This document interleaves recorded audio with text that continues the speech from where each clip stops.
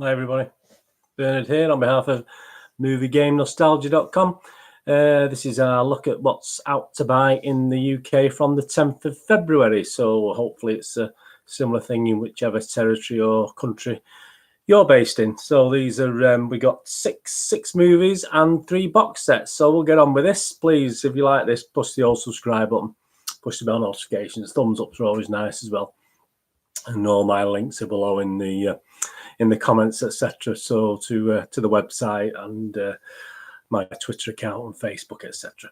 Right, let's get on with this. Let's sort it out. The first one we're going to look at, and I've seen most of these. I'll make comments as I'm going through on these.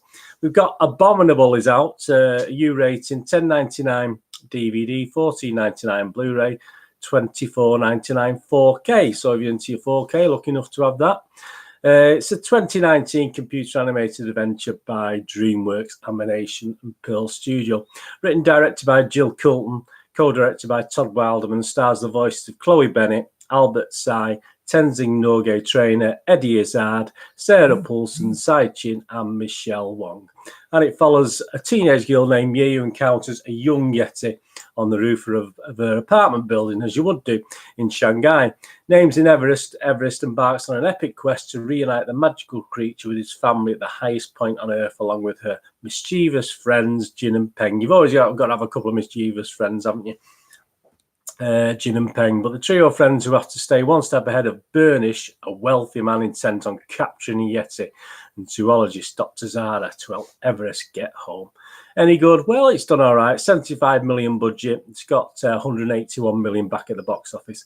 Rotten Tomatoes give it a very, very good 80% positivity score based on 153 reviews. Averaged a rating of 6.7 out of 10, so not a bad rating. It's certainly watchable. The website's critics consensus reads, working with admittedly familiar ingredients, Abominable offers audiences a beautifully animated and overall engaging adventure that the whole family can enjoy. On Internet Movie Database, the critics rating is 6.1 out of 10. So again, okay, watchable, between 5 and 7.5 are the highest scores. And Joe Public, you and me, have given it a 7 out of 10. So again, not a bad score at all. Personally, I did a little review for Movie Game Nostalgia. Another child and family-friendly effort from DreamWorks, although much better than a couple of their recent efforts. This, once again, does not blow you away. Cute, cuddly, misunderstood monsters are usually a safe bet, but sadly the story offers nothing new. And even kids, and definitely their parents, will find some of the film pretty boring. The villains are not much to shout about, and they're neither of the motley band of heroes. Laughs are few and far between. Nothing new on offer here for children of any age, but some love out there, so my score reflects this. Yeah, I give it a 6.5 out of 10, which is a fair score. But that's out to buy now. If you like it, but if you've seen it at the cinema and you like it, or I'm sure most kids will enjoy it, but it does lack a little bit of depth for me for an animation. Right, the next one. Well, this is possibly the biggie of the week. Joker, obviously, is out now. 15 rating, $9.99 DVD. $14.99 Blu-ray, $24.99 on 4K. Joker's a 2019 American psychological thriller, directed and produced by Todd Phillips, who also wrote the screenplay with Scott Silver. The film, as if you don't know, based on DC Comics characters, stars Joaquin Phoenix as a Joker and provides a possible origin story for the character. Set in 1981, it follows Arthur Fleck, a failed stand-up comedian, and his descent into insanity, inspiring a violent counter-cultural revolution against the wealthy in a decaying Gotham City. It stars also Robert De Niro, Zazie Beetz, Francis Conroy, Brett Cullen, Glenn Fisher, Bill Camp, Shea Wiggum, and Mark Maron, and all in supporting roles. Joker was produced by Warner Brothers in association with Bron Creative and Village Roadshow Pictures, and distributed by Warner Brothers. Any good? Well, $70 million budget, which wasn't much these days, and it's took well over $1 billion so far, £1.02 billion at least at the last count. On Rotten Tomatoes, the film holds an approval rating of 68% based on 542 reviews, so not universal acclaim. An average rating of 7.24 though out of 10, which is pretty good. The site's critical consensus reads, Joker gives its infamous central character A chillingly plausible original story that serves as a brilliant showcase for its star and a dark evolution for comic-inspired cinema. Metascore, the critics, again, not overly complimentary. We did get some 10 out of 10s, but they did range from 5 to 10 and only averaged out at 5.9 out of 10 for the critics, so slightly less than watchable. But Joe Public loved it. I mean, most people were in favour of it. It's got an IMDb user rating of 8.6 out of 10. That's so almost 9 out of 10. My little review for Movie Game Nostalgia, taken from that. I like Joker, but I didn't love it. It was more or less what I expected as far as the storyline, although there possibly is not enough content to justify almost 2 hours. As far as Phoenix, he did a good job, but in my opinion, not as good as Heath Ledger and way below the Oscar performance already talked about. Has it been overhyped? Possibly, and away from the movie, the hysteria about it promoting violence are well over the top. There are a lot of films far worse on that subject on screen and DVD now. De Niro was a good watch as ever, but no other characters really got looking, and the rest played minor roles to the Phoenix lead. Would I go back and watch it again, as I would with Dark Knight? Probably not. Good, but not great. And I gave it an MGM rating of 7 out of 10. And if you know my mean scores, that's not too bad a score. So that's the Joker, who's also out to buy now. And on to the next one. We've got Little Monsters, which is a 15, $7.99 on DVD, $9.99 on Blu-ray. It's a 2019 zombie comedy film written and directed by Abe Forsyth. An international production, co-production from Australia, United Kingdom, and the United States, starring Lupita Nyong'o, Alexander England, Cat Stewart, Diesel LaTorraca, and Josh Gad. The story centres on a washed-up musician and a kindergarten teacher teamed up to protect a group of young children during a sudden outbreak of zombies, as we all know. Any good? Well, review aggregator website Rotten Tomatoes reports an approval rating of 80% with an average score of 6.81 out of 10, so not bad at all based on 94 reviews. The website's consensus reads, led by typically outstanding work from Lupita Nyong'o, Little Monsters is a horror rom-com hybrid that proves the zombie genre still has fresh brains to savour. Critics on Metascore, the IMDb, have only given it a 5.9 out of 10 rating, and that's ratings go from between 5 and 8. Hollywood Reporter Todd McCarthy actually was more or less spoke for some of the critics. He gave it 6 out of 10 and said, Little Monsters irrelevantly builds enough goodwill and comic energy in the early going to carry it to its conclusion, so it's bound to gather a cult of some dimension. Internet Movie Database user rating, Joe Public, 6.3 out of 10.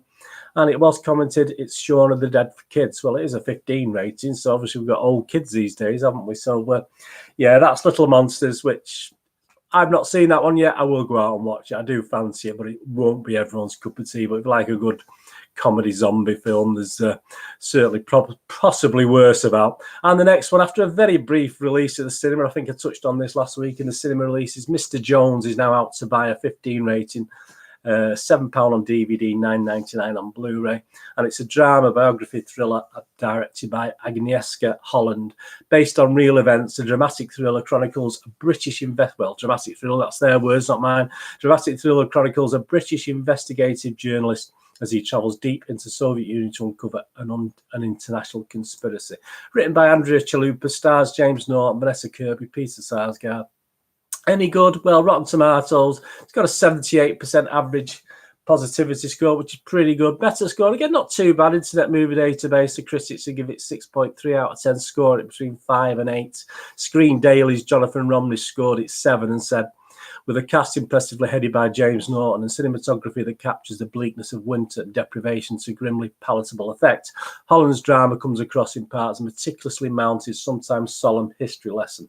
Internet Movie Database, Joe Public, the public that watched it, 7.2 out of 10. So again, not bad. So that's Mr. Jones, is available to buy. Looks quite interesting. He's getting some good scores. On to the next one, Ready or Not, an 18 certificate, $9.99 on DVD, $14.99 on Blu-ray.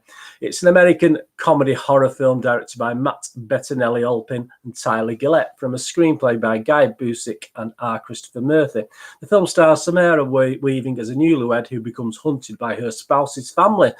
well, you know, it does happen in one way or the other, doesn't it? That as part of their wedding night ritual. Perhaps not that though. We get envelope beds, don't we, where they fold the sheets over on your bed and things like this. But well, they used to in my day, but I'm going back a long time.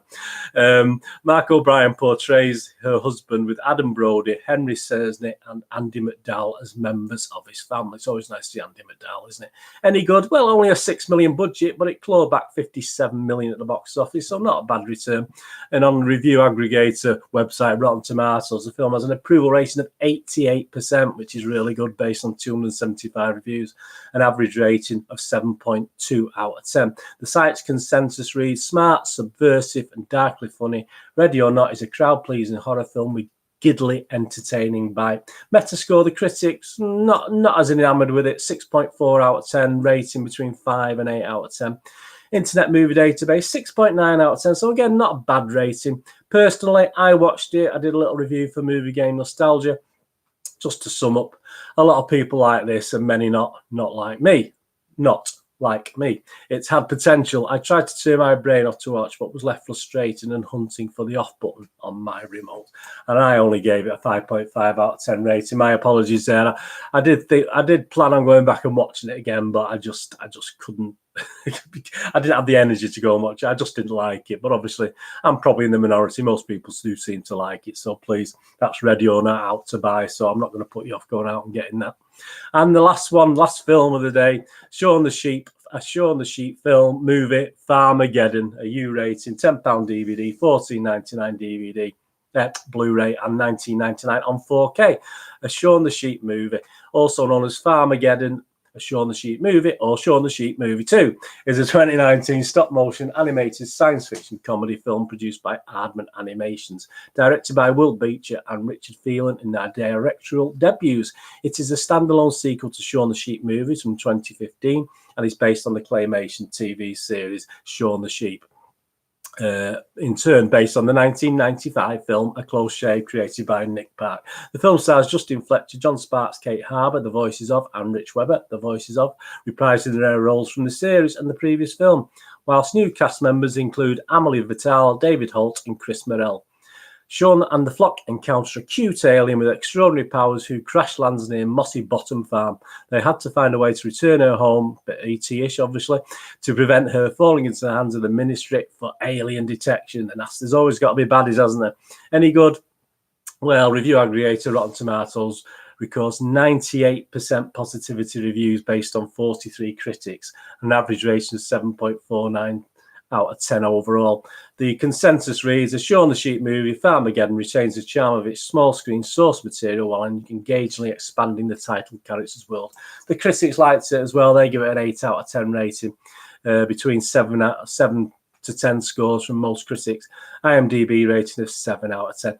Again, I did a little review for MovieGameNostalgia.com. I'm not a big fan of Shaun the Sheep, to be honest. I've never quite, even though I love Aardman stuff, I never quite got into Shaun the Sheep. So it's never top of my list. But I approach this offering with a willingness to be converted. Sadly, although it's much as what I expect from this company, I find the whole thing a little monotonous.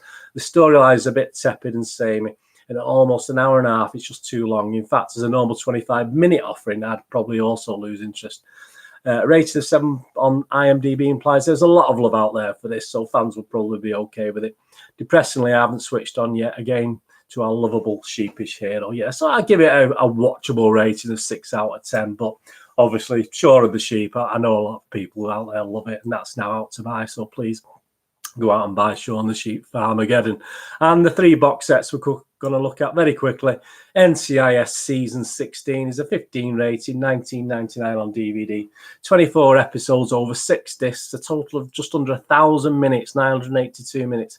Season 16, the team's ongoing mission to keep America safe kicks off with a worldwide search for their own direct advance. Escalating threats turn into personal missions as Bishop defies orders to reopen a cold case. A naval hospital endures an active shooter lockdown, and Gibbs is confronted by an ex-agent who issues a grave warning. Well, any good? Well, the episodes are getting between 7.9 and 8.2 ratings on Internet Movie Database. So let's face it, if you're into NCIS Season 16, you're going to go out and buy it, aren't you? Father Brown. So we'll go from that, we come back to little old England. See, Series 8 is a 12 certificate, 3 discs, 10 episodes, 600 minutes. So again, plenty of watching in that. This is obviously, if you don't know Father Brown, set in the 50s in a fictional village of Kembleford. The series follows Roman Catholic priest Father Brown, played by Mark Williams, who has a knack for solving crimes. He is assisted by Parish Secretary Bridget McCarthy, played by Saoirse Cusack, and is often a source of frustration for the local police. Yeah, I mean, the episodes are getting a rating between 7.4 and 8.3. If you're a Father Brown fan, Series 8 is now out to buy. And the last one we're looking at is Britannia Series 2, which is a 15 rating, 19.99 on DVD, 10 episodes, 450 minutes, not quite as long, over 2 discs. Stars the fantastic Mackenzie Crook, so scary, and the wonderful David Morrissey.